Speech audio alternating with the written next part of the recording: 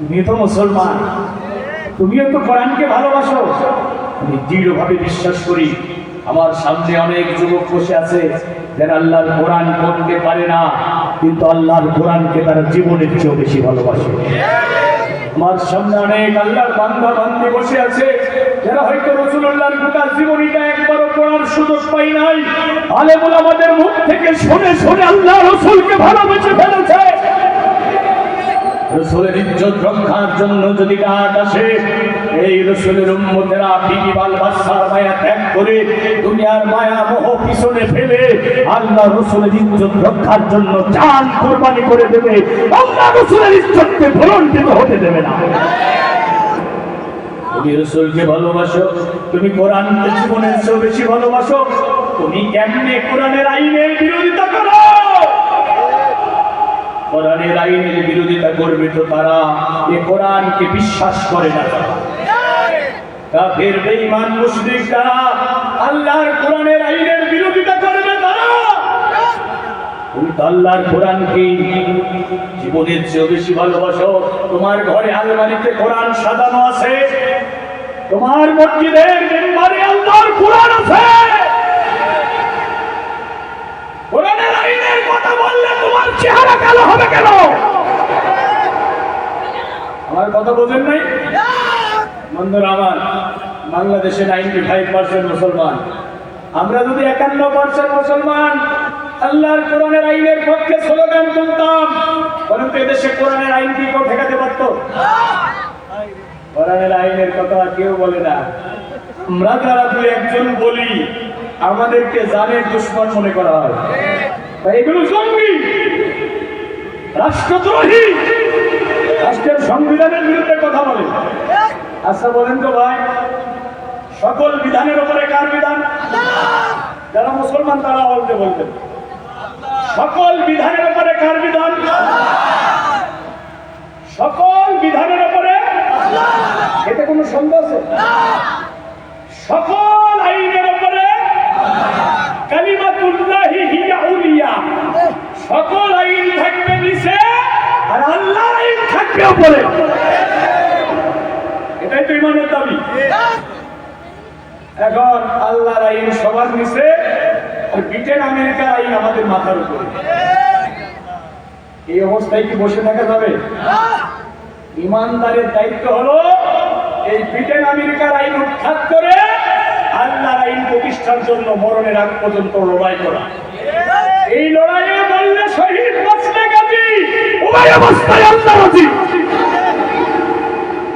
ভাই ভালো করে শোনেন, আপনি পীর হন, দরবেশ হন, ওলি হন, যত বড় বুজুর্গ ব্যক্তি হন না কেন, আপনি যদি বিছানায় থেকে স্বাভাবিক অবস্থায় মারা যান, আপনার লাশ থাকবে মেহেরপুরের মাটিতে, রুহু চলে যাবে ইমদিনে অথবা সিজিনে।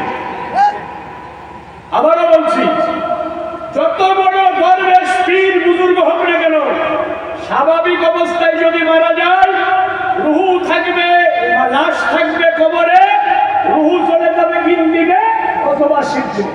আরে বলো আমার এখানে যারা আছেন একটু বলেন। কিন্তু আপনি যদি আল্লাহর কোরআনকে বিজয়ী করতে গিয়ে লড়াই করেন, আন্দোলন করেন, সংগ্রাম করেন, এই লড়াই আন্দোলন সংগ্রামে আপনি যদি মরে যান, আপনার লাশ থাকবে মেহেরপুরের কবরে, রুহু চলে যাবে সরাসরি জান্নাতে, সবুজ পাখি হয়ে জান্নাতের নাজ নিয়ামত ভক্ষণ করবে।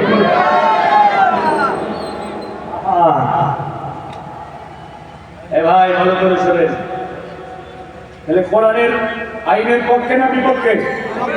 ধরে বলেন, আইনের পক্ষে থাকবো না বিপক্ষে? কোরআনের আইন আমাদের দেশে চালু হোক, এটাকে আপনারা চান? মেহেরপুরের মুসলমানেরা, আমি কার আইনের কথা বলছি?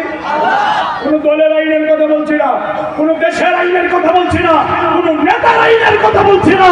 যে আল্লাহ আমাকে সৃষ্টি করেছে, যে আল্লাহর বজ্রমুঠির মধ্যে রয়েছে আমার জীবন, যে আল্লাহ অসংখ্য নাজ নিয়ামত দিয়ে আমার জীবনকে ধন্য করে দিয়েছে, ওই আল্লাহর আইনের কথা বলছি। ওই আল্লাহর আইন আমাদের দেশে চালু হোক, এটাকে আপনারা চান? কারা কারা চান? তো হাত উঁচু করে আল্লাহকে দেখিয়ে দেন। Allah আল্লাহু আকবার। জোরে জোরে তাকবীর দেন, লিল্লাহি তাকবীর, লিল্লাহি তাকবীর। আল কোরআনের আলো, আল হাদিসের আলো, কোরআন হাদিস দেখারে। এখন কোরআনের আইনের বিরোধিতা তো করা তো দূরে থাক, এই কোরআনের আইন যদি কেউ অপছন্দ করে তার সারা জীবনে আমল বাতিল হয়ে যাবে, সে কাফের হয়ে যাবে, সে কাফের হয়ে যাবে। বলুন হুজুর দলিল কই? দলিল ছাড়া জমির দাম নাই, দলিল ছাড়া বক্তার বক্তৃতার দাম নাই। আমি 2014 সালে সাতক্ষীরা সুন্দরবন সংলগ্ন এলাকায় একটা মাহফিলে গিয়েছিলাম।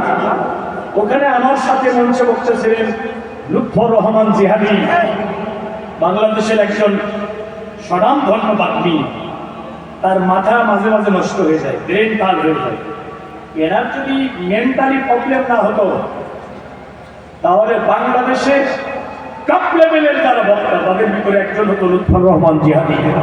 কি কাঞ্চন ভাষা শৈলী আর কোরআনের অনবদ্য তাফসীর পেশ করছেন বলেন লুৎফর রহমান জিহাদি।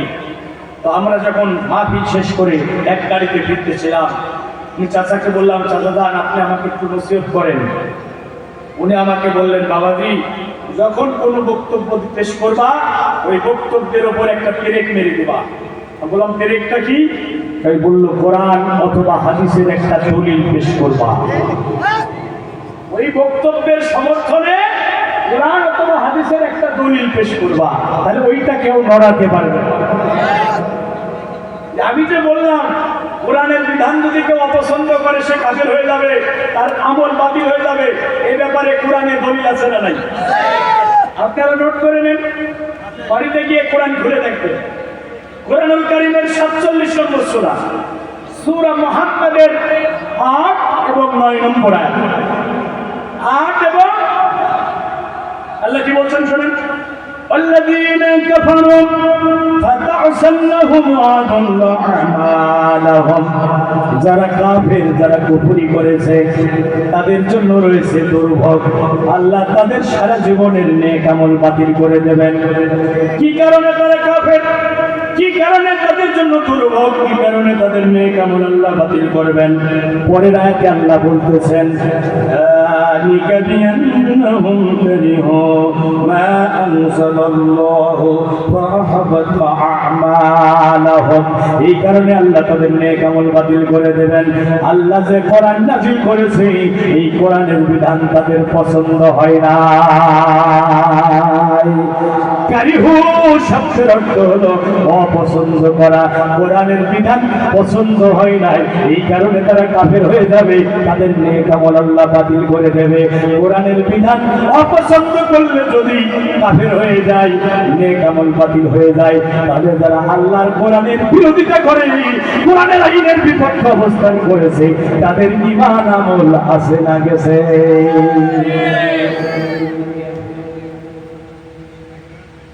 আমি কি বক্তব্য মাথার ভিতরে ঢোকাতে পারছি? ভাই কবিরা গুনাহ নিয়ে মরেন, গুনাহ নিয়ে মরেন, কিন্তু কাফের হয়ে মরেন। গুনাহ নাই এমন কে আছে? গুনাহ নাই এমন কে আছে? বলেন তো, কে আমরা দাবি করতে পারবো আমরা নিষ্পাপ? একমাত্র নবী রাসূল ছাড়া আমার গুনাহ আছে। নবী রাসূলরা নিষ্পাপ, আর প্রতিটা বনি আদমের গুনাহ আছে। গুনাহ নিয়ে মরেছেন, কিন্তু ঈমান যদি থাকে আল্লাহ আপনাকে সাধারণ ক্ষমার আওতায় ফেলে দিতে পারেন, অথবা কোন শাফাআতকারী আপনাকে শাফাআত করতে পারে। কিন্তু যদি বেঈমান হয়ে মারা যান, আপনার জন্য কোনো শাফাআতকারী নাই, আপনি জাহান্নামে ঢুকবেন, কোনো দিন বের হতে পারবেন না। তাহলে কোরআনের বিরোধিতা করা যাবে? ভাই কোরআনের সাথে থাকতে হবে, কোরআনের সাথে থাকতে হবে। থাকলে কি হবে? থাকলে কি লাভ হবে জানার দরকার ছিল নাই? কোরআনের সাথে থাকলে কি লাভ হবে ভালো করে শুনেন। কোরআনের সাথে যদি আপনি থাকেন, আল্লাহর কোরআন আপনাকে জান্নাতে নিয়ে যাবে। সুবহানাল্লাহ করে বলবেন না?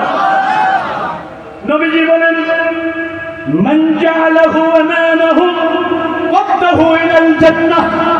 আল্লাহর কোরআনকে যারা সামনে রাখবে আল্লাহর কোরআন তাদেরকে হাত ধরে জান্নাতে নিয়ে যাবে। সুবহানাল্লাহ, জোরে বলেন। মান জাআলাহু আমামাহু قدته إلى الجنة ومن جعله خلف ظهره ساقته إلى النار। আর আল্লাহর কোরআনকে যারা পিছনে রাখবে আল্লাহর কোরআন তাদেরকে ধাক্কা মেরে জাহান্নামে ফেলে দেবে। কোরআনের সাথে থাকবে, কোরআন জান্নাতে নিয়ে যাবে, কোরআনকে পিছনে রাখবে আল্লাহর কোরআন জাহান্নামে ফেলে দেবে। তাহলে কোরআন আছে যেখানে আমরা আছি। আমার ভাইরা, নবীজি বলেছেন ইকরাউল কোরআন, কোরআন পড়ো, ফাইন্নাহু ইয়াতি ইয়াউমাল কিয়ামাতি শাফিআন লিআসহাবি। এই কোরআন কিয়ামতের ময়দানে তেলাওয়াতকারীর জন্য শাফায়াত করবে। আল্লাহর নবী অন্যত্র বলেন আল কোরআনু শাফিউন মুশাফফাউন ওয়া মাহিলুন মুসাদ্দাকুন। কোরআন এমন এক শাফায়াতকারী, কোরআন যদি কারো জন্য শাফায়াত করে কোরআনের শাফায়াত আল্লাহ ফিরাইয়া দেবে না। আরো করে বলেন, নবীজি বলেন, বন্ধুরা আমার, নবীজি বলেন মান ক্বরাআল কোরআন, যারা এই কোরআন পড়বে ওয়া আমিলা বিমা ফীহি, এবং কোরআনে যা আছে তা আমল করবে। আবার বলছি, কোরআন পড়বে, শুধু পড়বে না, কোরআনে যেটা হালাল করেছে হালাল হিসাবে মানবে, যেটা হারাম করেছে হারাম হিসাবে মানবে, কোরআন অনুযায়ী জীবন পরিচালনা করবে। কুল বিসাওয়ালিদাহু তাজান ইয়াউমাল কিয়ামাহ। আল্লাহ পাক রব্বুল আমিন কোরআনের উপরে আমলকারী ওই বান্দার পিতামাতাকে হাসরের ময়দানে মাথায় নূরের মুকুট পরাইয়া দেবে। সুবহানাল্লাহ, সুবহানাল্লাহ।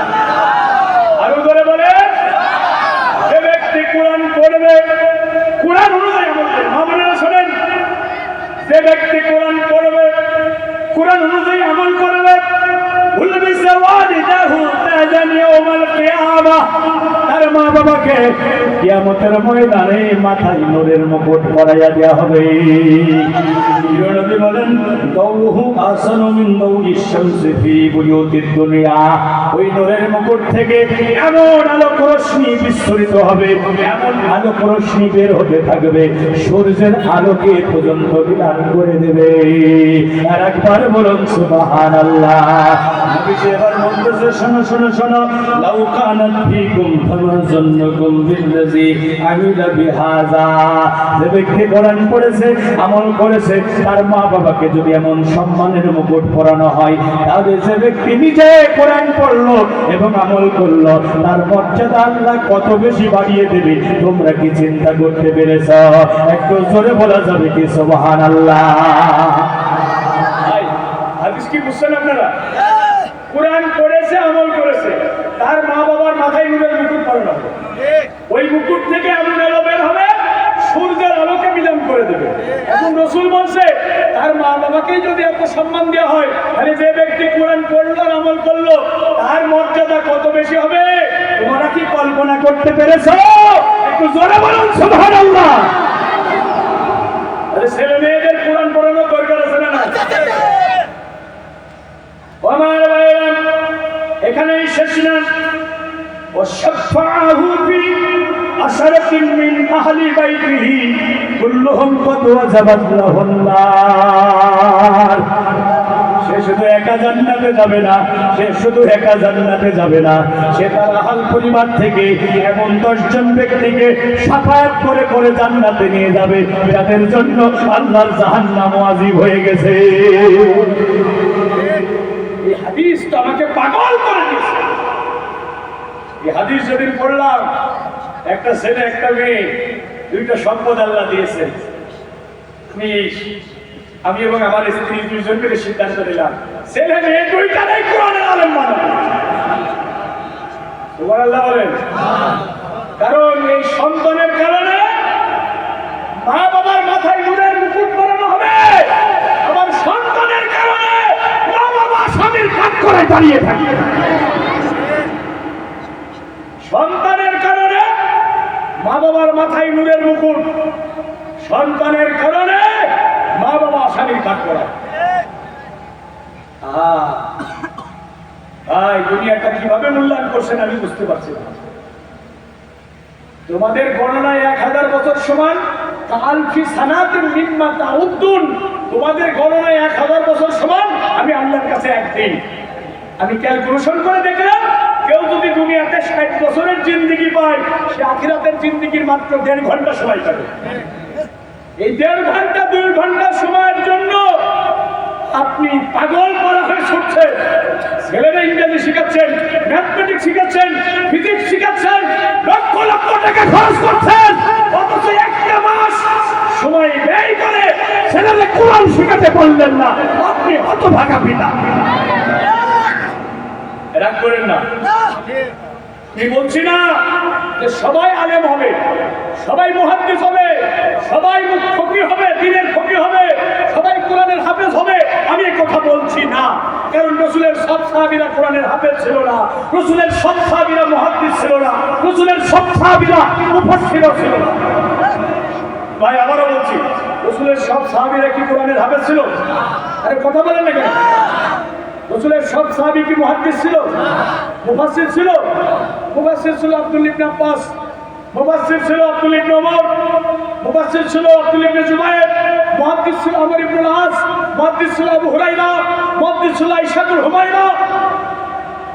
কিন্তু রাসূলের সব সাহাবীদের দ্বীনের মৌলিক জ্ঞান ছিল, ইসলামের মৌলিক জ্ঞান ছিল। আপনি আপনার ছেলে, আপনার মেয়েরে নুরানি পর্যন্ত বলুন, নুরানি পর্যন্ত বলুন, এরপরে ছেলে ডাক্তার বানান, ইঞ্জিনিয়ার বানান, ব্যারিস্টার বানান, ডিসি বানান, এসপি বানান। আপনার ওই ডিসি, এসপি, ডাক্তার ছেলে আপনি মারা গেলে আপনার জানাজার নামাজ ইমামতি করতে পারেন। কি রাগ করছেন? একটা ছেলে যদি নুরানি পর্যন্ত পড়ে, সে জানাজার নামাজ পড়াতে পারবে না হুজুর? আমি আপনাদের কল্যাণের জন্য বলছি, আল্লাহর কসম, আমি কাউকে কষ্ট দেওয়ার জন্য এখানে আসি নাই। আমার বক্তব্য শুনে একজন মা, একজন বোন, একজন আল্লাহর বান্দা যদি ইমানের পথে ফিরে আসে, আমার বক্তৃতা জীবন সার্থক, যুবকদের আয়োজন সার্থক। আমরা কেন গালি দেব, কেন একজনকে কষ্ট দেব? ভাই, আপনার সাথে কি আমার কোনো দুশ্মনী আছে? আপনি আমার ভাই। আমরা সবাই আজকে যেভাবে দুনিয়ার জান্নাতের বাগানে বসেছি, আল্লাহর জান্নাতের ভিতরে ভাবে বসে। আল্লাহর জান্নাতে যেতে হলে কোরআনের সাথে থাকা লাগবে। আল্লাহর কোরআন থেকে বিচ্ছিন্ন হয়ে যাবে ভাইরা আমার, খুব হৃদয় দিয়ে কথাগুলো শুনে। কোরআনের সাথে থাকলে কি হবে? কোরআন জান্নাতে নিয়ে যাবে। কোরআনের সাথে থাকলে ওই কোরআনের আমলকারী মা বাবার মাথায় কোরআন মুকুট পরানো হবে। আর যিনি কোরআন পড়েছেন, আমল করেছেন, তিনি 10 জন নিকট আত্মীয়কে শাফায়াত করে জান্নাতে নিয়ে যেতে পারবেন। আরেকবার বলুন সুবহানাল্লাহ। তবে তাদের ঈমান থাকা লাগবে। শাফায়াত কাদের জন্য? গুনাহগার ইমানদারদের জন্য। বেঈমান মুশরিক কাফেরদের জন্য কোনো শাফায়াত নাই। শাফায়াত হচ্ছে গুনাহগার ইমানদারদের জন্য। আমি আবারও বলছি, শাফায়াত কাদের জন্য? আমাদের গুনাহ আছে না? আমাদের গুনাহ আছে। নবী, সিদ্দিক, শুহাদা, সালিহিনরা শাফায়াত করবে। ভাইরা আমার, তাহলে ঈমান থাকা লাগবে, শাফায়াত পেতে হবে। বন্ধুরা আমার, খুব ভালো করে শোনেন। এরপরে যারা কোরআনের সাথে থাকবে, আল্লাহ তাদের জাহান্নামের আগুন থেকে বাঁচিয়ে দেবে। আরো জোরে বলেন। কোরআনে তোমার জীবনের মোড় ঘুরিয়ে দিয়েছে। কোরআনে তোমার জীবনের মোড় ঘুরিয়ে দিয়েছে। আমার ভাইরা, তরুণ বয়সে ক্রিকেট খেলে ফিরতেছিলাম, যদি মাগরিবের নামাজ আদায় করলাম, কে যেন বললো নামাজের পরে কোরআনের দাস হবে, তাফসীর হবে, সবাই বসো বসো। পাশের গ্রাম থেকে আল্লাহর এক বান্দা এসেছে, কোনো বিনিময় চাই না, সে কোরআনের দাওয়াত নিয়ে এসেছে, নিঃস্বার্থভাবে সে কোরআন শোনাবে। বসে গেলাম ওই কোরআনের দার্সের অনুষ্ঠানে, যেখানে কোরআনের আলোচনা হয়। ওয়াহাফাতুহুল মালায়েকা, নবী আমার বলেন ওই মাহফিলের ওই মজলিসের চতুর্পাশ আল্লাহর রহমত দিয়ে ফেরেশতাদের দিয়ে ঢেকে দেয়। ওয়াগশিয়াতুহুর রাহমা, আকাশ থেকে রহমতের বারিধারা বর্ষণ হয়। ওই রহমতের মাহফিলে বসলাম, ওই কোরআনের দর্শের অনুষ্ঠানে বসলাম। আল্লাহর এক বান্দা কোরআন থেকে আলোচনা করে শোনাতেছিলেন, ইয়া আইয়ুহাল্লাযীনা আমানু হাল আদুল্লুকুম আলা তিজারা, ওই ইমানদারেরা একটা ব্যবসার কথা কি তোমাদের বলবো, যে ব্যবসা করলে জাহান্নামের কঠিন যন্ত্রণাদায়ক আযাব থেকে বাঁচতে পারবা। তুনজিকুম মিন আযাবিন আলীম, এই কথাটা কি বলেছে ভাই? একটা ব্যবসার কথা কি আমি তোমাদের বলবো, যে ব্যবসা করলে জাহান্নামে যাওয়া লাগবে না, জাহান্নামের আগুন থেকে বেঁচে যাবা, বেঁচে যাবা। এই কথাটা যখন আল্লাহর বান্দা তেলাওয়াত করে করে বলতেছিল, আমার হৃদয়টা বিমুগ্ধ হতেছিল, বিমোহিত হতেছিল, আমার হৃদয়ের ভিতরে রিভিলেশন হতেছিল, বিপ্লব হতেছিল। আমি চিন্তা করলাম, আরে কি এমন ব্যবসা যে ব্যবসা করলে জাহান্নামের আগুন থেকে বাঁচা যায়, ওই ব্যবসা তো করা লাগে। ছাত্র মানুষ খুশি পাবো কোথায়? চিন্তা করলাম টাকা পয়সা তো নাই, কেমনে ব্যবসা করব? ব্যবসা করতে কি কি লাগবে যদি জানতে পারতাম। পরে আয়াত তেলাওয়াত করে উনি আমাকে শোনালেন, তুমিনুনা বিল্লাহি ওয়া রাসূলিহি ওয়া তুজাহিদুনা ফি সাবিলিল্লাহি বিআমওয়ালিকুম ওয়া আনফুসিকুম যালিকুম খায়রুল লাকুম ইন কুনতুম তা'লামুন। আল্লাহ রাসূলের প্রতি ঈমান আনো, আল্লাহ রাসূলের প্রতি ঈমান আনো, জান দাও মাল দাও, জান দাও মাল দাও। আল্লাহর জমিনে আল্লাহর কোরআনকে বিজয়ী করার জন্য আন্দোলন করো, সংগ্রাম করো, জিহাদ ফি সাবিলিল্লাহর কাজে ঝাঁপিয়ে পড়ো। এই কাজ যদি করতে পারো, এটা হলো দুনিয়ার সবচেয়ে শ্রেষ্ঠ ব্যবসা, এটা হলো দুনিয়ার সবচেয়ে লাভজনক ব্যবসা। এটা এমন একটা ব্যবসা যে ব্যবসায় লাভ আছে, কোনো লস না। দুনিয়ার ব্যবসায় লাভও হতে পারে, লসও হতে পারে। ঠিক আছে, দুনিয়ার ব্যবসায় লাভও হতে পারে, কিন্তু আল্লাহ যে ব্যবসার কথা বলেছে, এই ব্যবসায় কোনো লস নাই, লস নাই। এই ব্যবসা যারা করবে তাদের জন্য শুধু লাভ, লাভ, লাভ। কি লাভ? এক নম্বর লাভ হলো জাহান্নামের আগুন থেকে আল্লাহ বাঁচাইয়া দেবেন। তোমাদের জীবনে যত ছোটখাটো গুনাহ আছে, এই ব্যবসা করতে গিয়ে, এই পথে চলতে গিয়ে কিছু ভুল হয়ে গেছে, কিছু ভ্রান্তি হয়ে গেছে, সিদ্ধান্ত নিতে গিয়ে কর্মসূচি বাস্তবায়ন করতে গেছে কিছু ভুল হয়ে গেছে, কিছু ভ্রান্তি হয়ে গেছে। আল্লাহ বলে, আমি ধরবো না বান্দা, আমি ধরবো না, তোর জীবনের ছোটখাটো গুনাহগুলো ক্ষমা করে দেব। ওই দুঃখেরকম জান্নাতিন তাজরি মিন তাহতিহাল আনহার ওয়া মাসাকিনা তাইয়্যিবাতান ফি জান্নাতিন আদন। আমি আল্লাহ তোর জীবনের গুনাহ মাফ করব, তোর এমন জান্নাত আমি দান করব, সে জান্নাতের নিচ দিয়ে ঝর্ণা ধারা প্রবাহিত হয়ে গেছে। একটু জোরে বলা যাবে কি সুবহানাল্লাহ? আরো জোরে বলুন। ওয়াদা কর, জান দাও, মাল দাও, আল্লাহর কোরআনকে বিজয় করার জন্য সংগ্রাম করো। কে বললো? এ ভাই, রাসূলের সাহাবীরা এই ব্যবসা করছে কিনা? একজন সাহাবী দেখাতে পারবেন না যিনি এই ব্যবসা করেন নাই। আল্লাহর কসম, আল্লাহর কসম, আল্লাহর কসম, একজন সাহাবী দেখাতে পারবেন না জান্নাতের কুরবানি করে যারা এই ব্যবসায় পুঁজি নিয়োগ করে নাই। যদি সাহাবীরা শুধু আনুষ্ঠানিক ইবাদত বন্দেগী করে জান্নাতে যেত, আমি আপনাদেরকে এই আমলের কথা বলতাম। কিন্তু জানমালের কুরবানি করে আল্লাহর কোরআনের জন্য আন্দোলন করো, সংগ্রাম করো, এটা কে বলেছেন? এ ভাই দেখেন, আব্দুল ইবনে উম্মে মাকতুম রাসূলের অন্ধ সাহাবী, কোরআনের হাফেজ ছিলেন। সুবহানাল্লাহ বলবেন না? অন্ধ মানুষ কিন্তু হাফেজ। রাসূলুল্লাহ যখন জিহাদের ময়দানে যেতেন, আল্লাহ রাসূল যখন জিহাদের ময়দানে যেতেন, তখন ইবনে মাকতুমকে মসজিদে নববীর ইমামতির দায়িত্ব দিয়ে যেতেন। সুবহানাল্লাহ বলবেন না? পুরো অন্ধ মানুষ, কিন্তু জিহাদের ময়দানে যেতে পারেন না। এখন অর্থ তোমর যখন অর্থ পৃথিবীর প্রেসিডেন্ট, কাদিসিয়ার ময়দানে মুজাহিদ বাহিনী প্রেরণ করলেন।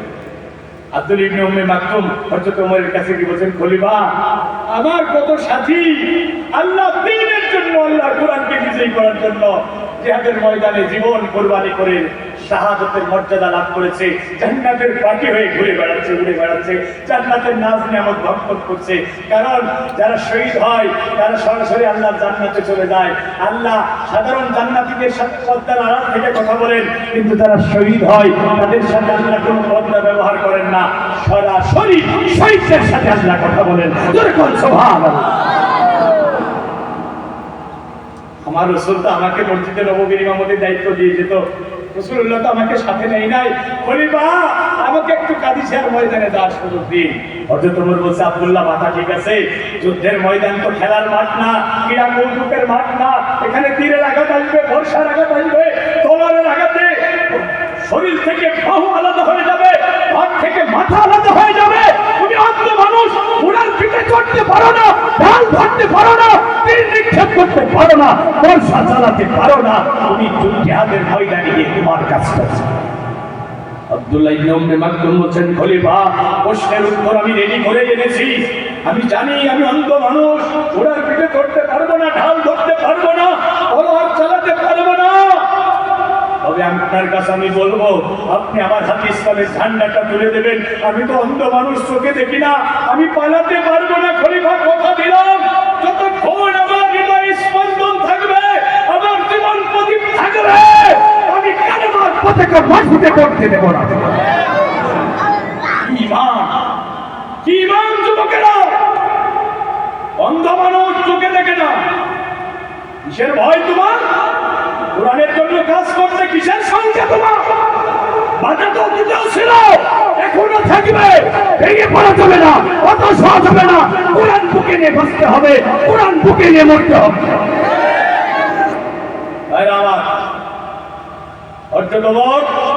আব্দুল ইবনে উম্মে মাকতুমের আবেদন মঞ্জুর করলেন, বললেন, সাহাবী রাসূলের সাহাবীরা শোনো, এই জিহাদে ইসলামের ঝান্ডা থাকবে রাসূলের সাহাবী আব্দুল ইবনে উম্মে মাকতুমের হাতে। কালেমার ঝান্ডা তার হাতে তুলে দেওয়া হলো। 3 দিন কাদিসিয়ার ময়দানে রক্তক্ষয়ী সংঘর্ষ হলো। 3 দিনের মাথায় মুসলমানরা বিজয় হলো। সুবহানাল্লাহ বলবেন না? জিহাদের ময়দানের সেনাপতি সাথীদের নিয়ে রণাঙ্গন পরিদর্শন করছেন, শহীদদের লাশগুলো আলাদা করে দাফনের ব্যবস্থা করছেন, আহত মুজাহিদদের চিকিৎসার ব্যবস্থা করছেন। জিহাদের ময়দান ঘুরতে ঘুরতে দেখলেন আব্দুল ইবনে উম্মে মাকতুম কালেমার ঝান্ডা বুকের সাথে জড়াইয়া ধরে পড়ে রয়েছে। ঘোড়ার খোলের আঘাতে, তীর বর্ষা তলোয়ারের আঘাতে আঘাতে তার সমস্ত শরীর ক্ষত বিক্ষত হয়ে গেছে। কিন্তু আব্দুল ইবনে উম্মে মাকতুম কোরআনের হাফেজ, ইসলামের জিন্দাদিল মাটি মুজাহিদ, তাওহীদের নিশান পাঠান, ইমানের দীপশিখা তার কলিজার ভিতরে প্রজ্বলিত ছিল। তিনি মরে গেছেন, শহীদ হয়ে গেছেন, কিন্তু ইসলামের ঝান্ডা বুকের সাথে জড়াইয়া ধরে পড়ে রয়েছে।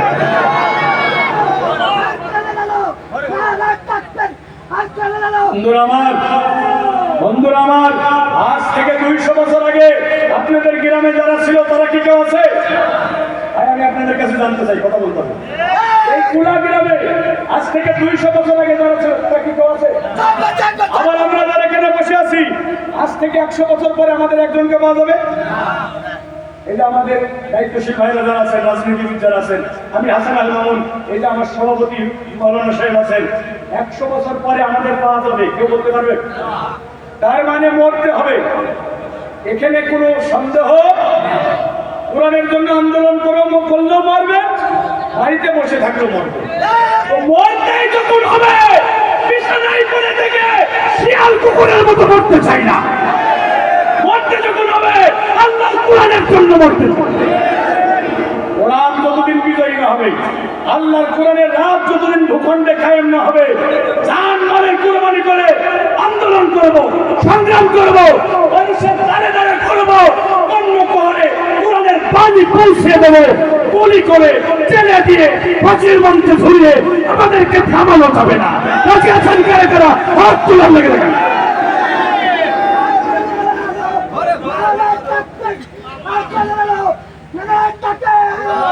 জোরে সোরে তাকবীর দেন, লিল্লাহে তাকবীর। আমি পা দুইটা জড়িয়ে ধরে বলছি, আমি পা দুইটা জড়িয়ে আগামী দিনে আর দেখা হবে কি জানি আগামীতে আমাদের কারোর সাথে দেখা হবে গ্যারান্টি আছে এই মাহফিলে আসি আমরা বাড়ি ফিরে যেতে পারবো এতটুকু নিশ্চয়তা আমাদের বুকের বাম পাশে ব্যথা অ্যাম্বুলেন্স দেখার সুযোগ হইতে হবে না আমি পা দুইটা জড়িয়ে ধরে বলছি ভাই আপনি আমল করতে পারছেন না মানবিক দুর্বলতার কারণে তো বিরোধিতা করেন না বিরোধিতা করেন না সাধারণ অপরাধীদের আল্লাহ ক্ষমা করতে পারে কিন্তু বিদ্রোহী অপরাধীদের আল্লাহ ক্ষমা করবে না কোন বিদ্রোহী অপরাধীকে আল্লাহ ক্ষমা করবে না একজন নামাজ পড়ছে না কিন্তু নামাজে বাধা দিচ্ছে না একজন নিজে নামাজ পড়ছে না আবার নামাজ পড়তেও দিচ্ছে না দুজনের অপরাধ কি সমান একজন নামাজ পড়ছে না তাকে যখন বলা হচ্ছে ভাই চলেন নামাজে যাই সে মাথা নিচু করে অপরাধীর চেহারা নিয়ে বলে হুজুর আমার জন্য দোয়া করবেন আমি যেন নামাজি হতে পারি শয়তানের প্রচলনায় আমি কি প্রচলনায় আমি নামাজ পড়তে পারছি না প্রবৃত্তি আমাকে পেয়ে বসেছে আপনি আমার জন্য দোয়া করুন আমি যেন নামাজি হতে পারি আল্লাহ এই বান্দাকে ক্ষমা করে দিতে পারে কিন্তু যিনি নামাজ নিজে পড়ছে না অন্য কেউ পড়তে দিচ্ছে না তার কোনো ক্ষমা হবে না সে যদি এই অপরাধ করতে করতে মরে যায় সে জাহান্নামে হ্যাঁ তবে যদি সে একটু ভুল বুঝে ফিরে আসে তাহলে আল্লাহ তাকে ক্ষমা করে দেবেন সে যত অপরাধী করতে না কেন ভাই শোনেন আমি একটা হাদিস করে দোয়া করেছি ভাই যেহেতু সমস্যা নেই ভাই বলবো আলহামদুলিল্লাহ ভাইজান বলছেন শোনেন একটা হাদিস শোনেন ভাই আপনি কেন নিরাশ হচ্ছেন আপনি কেন হতাশ হচ্ছেন আপনার গুনাহ কত বেশি হয়েছে আল্লাহ কি বলছে শোনেন قال الله تعالى يا ابن آدم আল্লাহ বলছেন হে মামুনেরা শোনেন ইয়া ইবনে আদম আল্লাহ বলছে হে আদমের সন্তানেরা ইন্নাকা মা দাউতনি ওয়া রাজাউতনি গফারতু লাক তুমি যতক্ষণ আমাকে ডাকবে আমার কাছে ক্ষমা চাইবে আমি তোমাকে ক্ষমা করতেই থাকব সুবহানাল্লাহ জোরে বলুন আতামা কানা মিনকা তোমার অবস্থা কি আমি এটা দেখবো না ওয়ালা উবালি তোমাকে ক্ষমা করতে গিয়ে আমি দুনিয়ার কোনো মানুষের পরোয়া করব না একটু জোরে বলা যাবে কি সুবহানাল্লাহ দুনিয়ার জাজকোর্ট যদি রায় দেয় হাইকোর্টে অ্যাপিল করা যায় হাইকোর্ট যদি রায় দেয় সুপ্রিম কোর্টে অ্যাপিল করা যায় কিন্তু ভাইরা আমার আল্লাহর আদালত থেকে যদি কাউকে ক্ষমা ঘোষণা করে দেওয়া হয় আল্লাহর ক্ষমার বিরুদ্ধে কেউ কি অ্যাপিল করার দুঃসাহস রাখে ভাই কেউ কি বলতে পারবে আল্লাহ তোমার বান্দা আব্দুর রহমান তোমার বান্দি জামিলা এত এত গুনাহ করেছে কেন তুমি তাকে ক্ষমা করলে এই কথা বলার দুঃসাহস কি কারো আছে এরপরে আল্লাহ বলছে শোনো ইয়া ইবনে আদম ইয়া আদমের সন্তানেরা লাউ বালাগাত যুনুবুকা আনাস সামাই সুম্মা ইস্তাগফারতানি গফারতু লাক তুমি গুনাহ করেছো তোমার গুনাহ যদি দুনিয়ার সীমানা পেরিয়ে আমার আকাশের জগৎকে স্পর্শ করে এত বেশি গুনাহ নিয়ে যদি তুমি আমার কাছে ক্ষমা চাও সুম্মা ইস্তাগফারতানি আমি তোমার রব বলছি তোমাকে ক্ষমা করে দেয়া হবে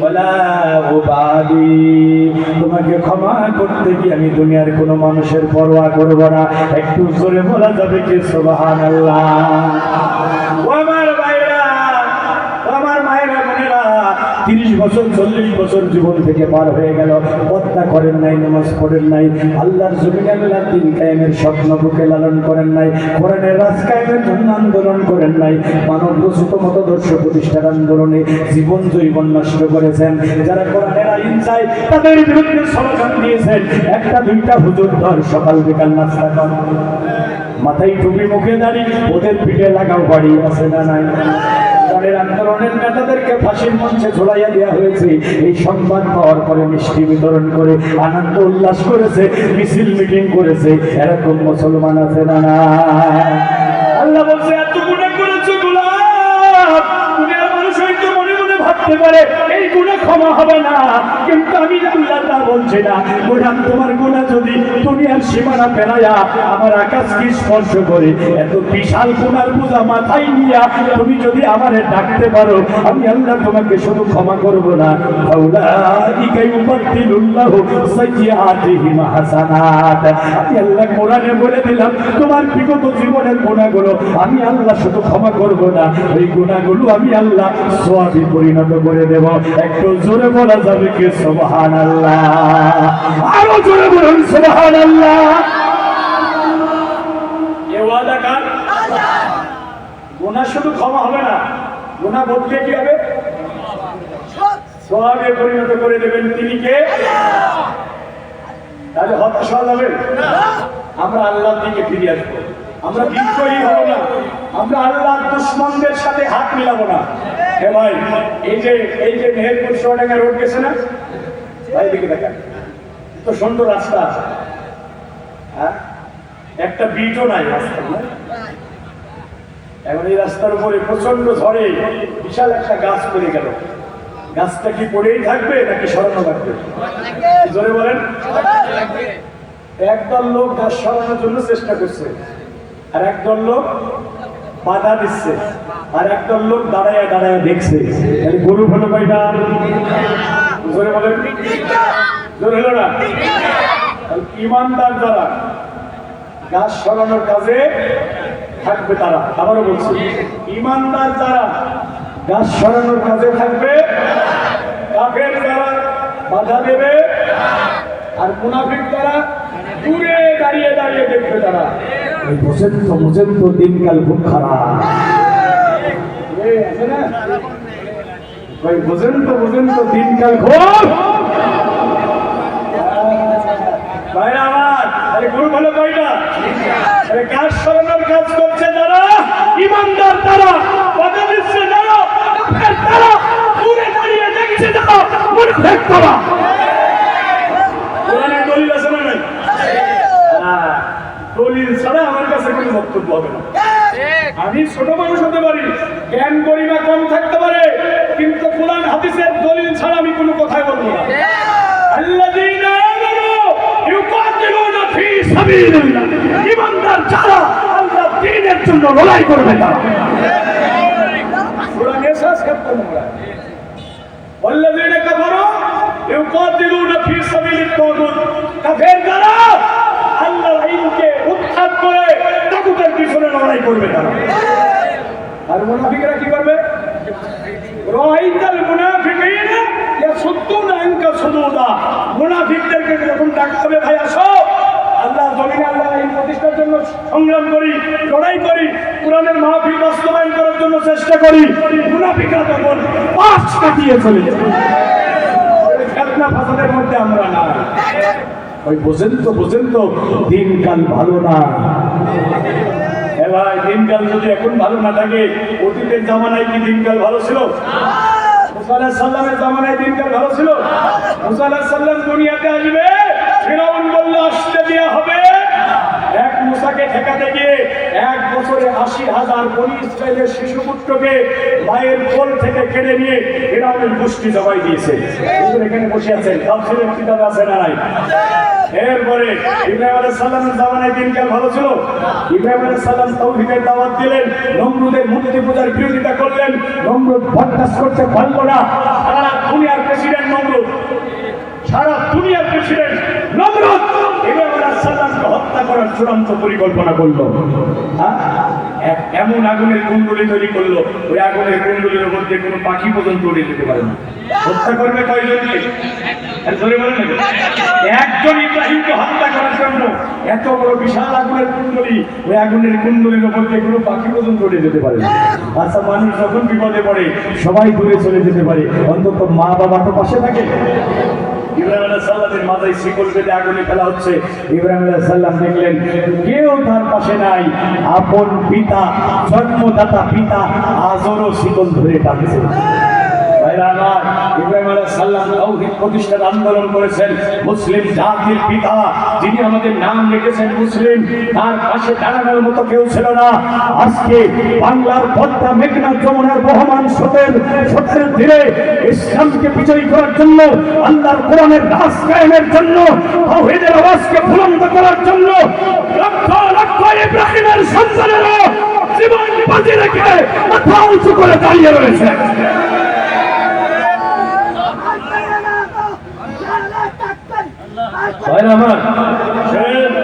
আমাদের ভয় পাওয়ার কোনো কারণ নাই। মুয়াজ্জিনের দায়িত্ব হলো আযান দেওয়া। মুয়াজ্জিনের দায়িত্ব কি? কথা বলতে হবে। মুয়াজ্জিন আযান দিয়েছে, একজন মুসলমান নামাজে আসে নাই, তাই বলে কি আযান বন্ধ হয়ে যাবে? মুয়াজ্জিন আযান দিয়েছে, মসজিদ খানায় খানায় পরিপূর্ণ হয়ে গেছে, খুশিতে আত্মহারা হয়ে মুয়াজ্জিন কি আযান বন্ধ করবে? মুসল্লি আসলেও আযান হবে, মুসল্লি না আসলেও আযান হবে। আমার মেহেরপুরের মুসলিম জনতা, আমার সংগ্রামী কোরআন পাগল তাওহীদি জনতা, আমি আপনাদের কাছে জানতে চাই, বলতে চাই, আমরা যারা ঈমান এনেছি আমরা সবাই কোরআনের মুয়াজ্জিন, আমরা সবাই তাওহীদের মুয়াজ্জিন। তাওহীদের দীপশিখা হাতে নিয়ে মানুষের ঘাটে ঘাটে ঘুরতে হবে, জনপদে জনপদে দৌড়াতে হবে। আল্লাহর দ্বীনকে বিজয় করার জন্য জানমালের কুরবানি করে মাঠে ময়দানে সংগ্রাম করতে হবে। বাতিল হয়তো মামলা দেবে, হামলা করবে, জেলে ঢুকাবে, ফাঁসির মঞ্চে ঝোলাবে, মেশিন গানের বুলেট দিয়ে মুখ ঝামলা করে দেবে, তবে কোরআনের রাজ কায়েম না হওয়া পর্যন্ত আমাদের আযান বন্ধ হবে না।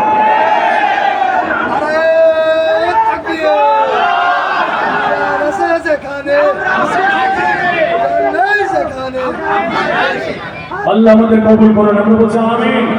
আরো জোরে বলে আমিন।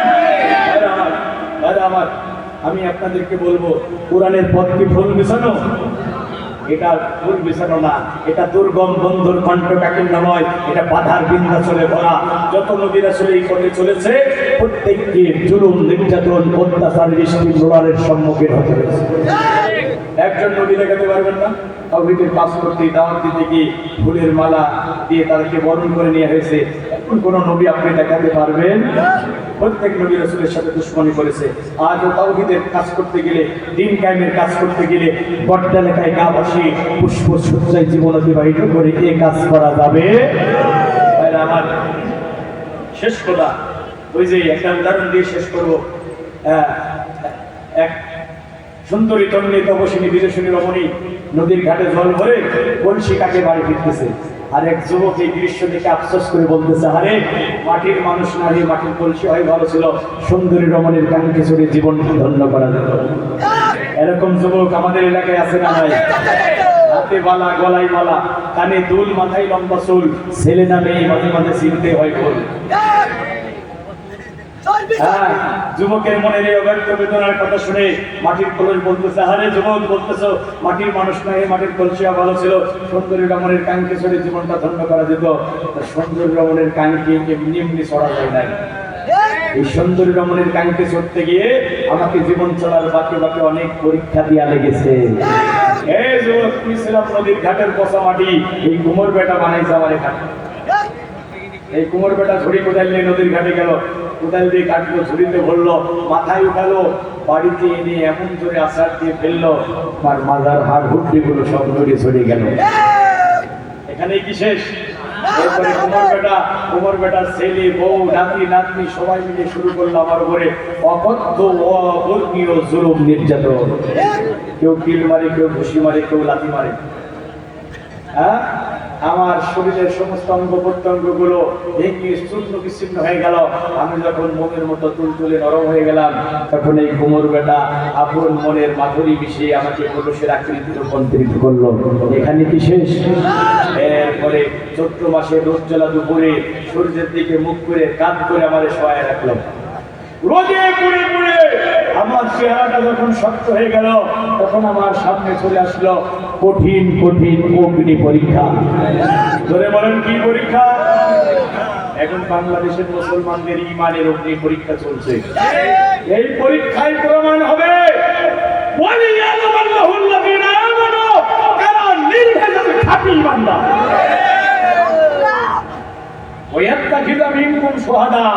আর একজন মানুষ আল্লাহ শহীদ হিসাবে বাছাই করে।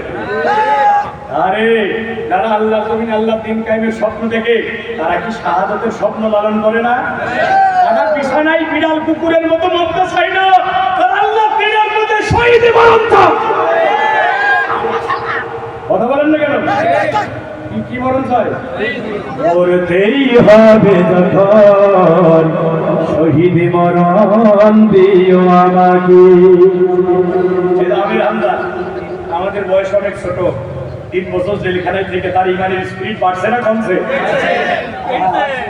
শাহাদাতের স্বপ্ন জেলখানায় আল্লাহর কাছে একটা দোয়া করতাম, আল্লাহ মরণ যখন দিবা অর্থাৎ তোমার কি দোয়া করতো? আল্লাহ শাহাদাতান ফি সাবিলিক, ও আল্লাহ আমার মরণ যখন দিবা তোমার দ্বীনের পথে শহীদি মরণ দিবা।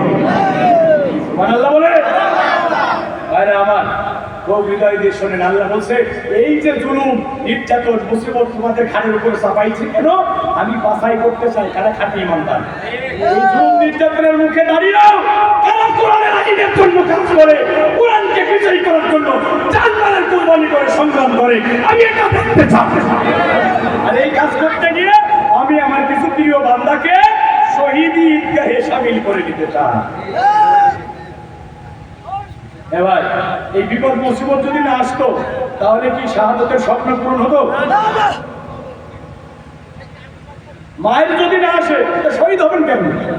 গুলি যদি না আসে, হাসির মন যদি না থাকে তো শহীদ হবেন কোথায়?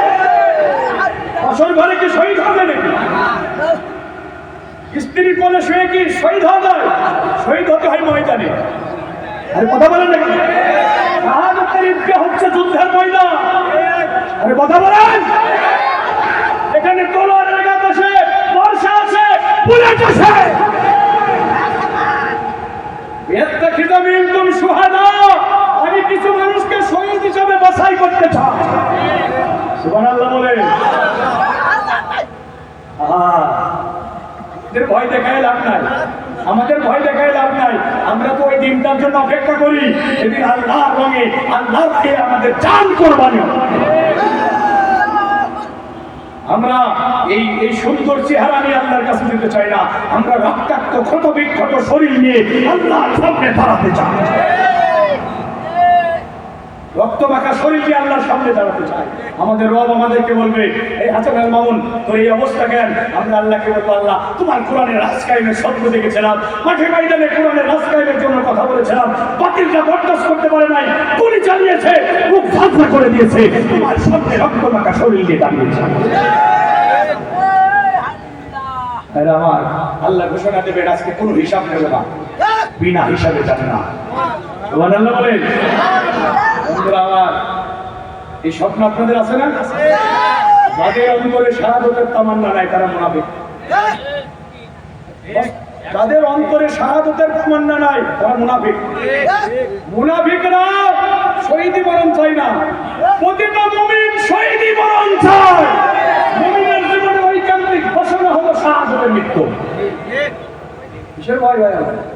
আমরা চুরি করি না, ডাকাতি করি না, কারো সম্পদ লুণ্ঠন করি না, আমরা আল্লাহর কথা বলি। আল্লাহর কথা বলতে গিয়ে যদি মেরে ফেলে আমরা শহীদ। আমরা কি কারো বাগা ধানে মই দিচ্ছি ভাই? কারো সম্পদ দখল করছি? কারো বাড়ি ঘরে আগুন জ্বালাচ্ছি? আমরা বলছি জমিন আল্লাহর, এখানে আইন চলবে। আমার এই বক্তব্যের সাথে কি আপনারা একমত? الحمد لمن قدر خيرا وخبالا والشكر لمن صور حسنا وجمالا الحمد لمن قدر خيرا وخبالا والشكر لمن صور حسنا وجمالا فرد صمد عن صفة الخلق بري رب أزلي خلق الخلق كمالا رب أزلي خلق الخلق كمالا لا شبه ولا مثل ولا كفو لمولى لا ولد ولا والد لا عم وخالا عم وخالا